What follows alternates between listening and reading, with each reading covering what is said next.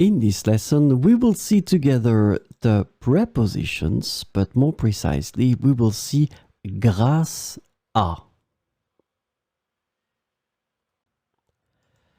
So, of course, the first thing that we need to see together is what is une préposition?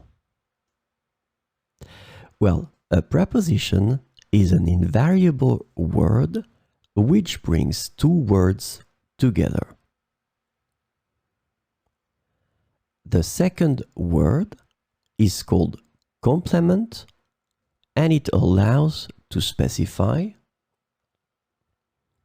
the time, the cause, the place, the state, the manner, the purpose, or the matter.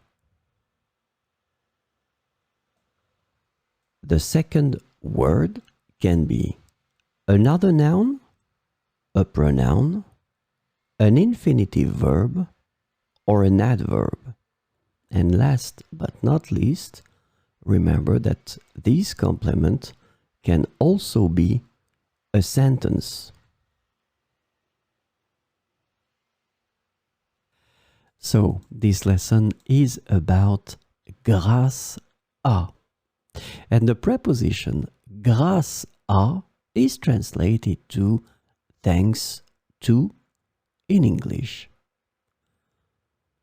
So we'll have 4 examples with grâce à. Grâce à toi, j'ai réussi l'examen. Grâce à toi, j'ai réussi l'examen. Grâce à ses efforts, l'équipe a gagné le match.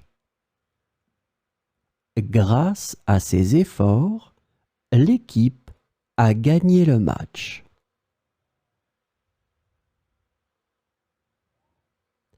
Grâce à la pluie, les fleurs ont poussé rapidement. Grâce à la pluie, les fleurs ont poussé rapidement. J'ai appris le français grâce à cette application. J'ai appris le français grâce à cette application.